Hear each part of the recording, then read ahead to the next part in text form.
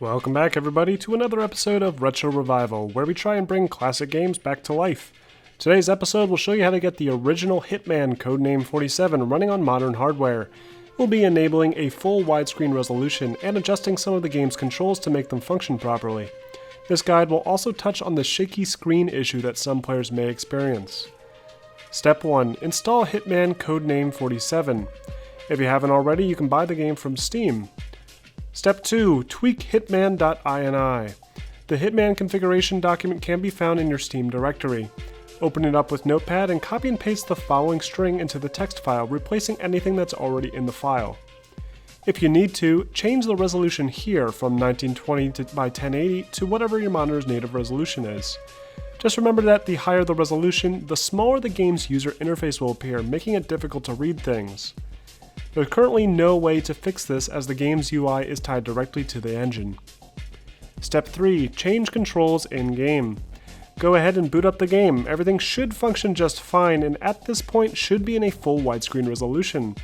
Once you get to the main menu, you'll be stuck looking at a tiny menu that only takes up the middle of the screen. Go to Options and begin tweaking controls so they match more modern games.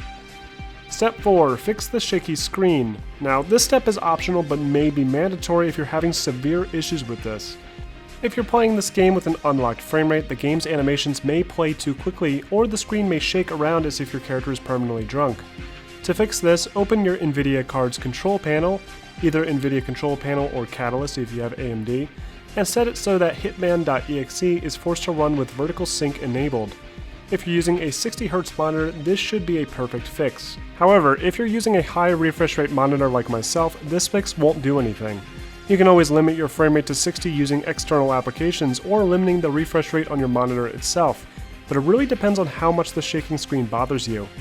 I personally don't mind the effect too much, but it can be worse and unplayable on some configurations. So let's do a quick recap. Step 1. Install Hitman. Step 2. Tweak the Hitman INI. Step 3. Change the controls. And Step 4, which is optional, fix the shaky camera.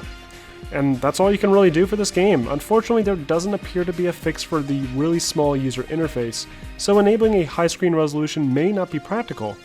I also wish there was a way to change the game's field of view or camera angle, but there doesn't appear to be a way to do that either.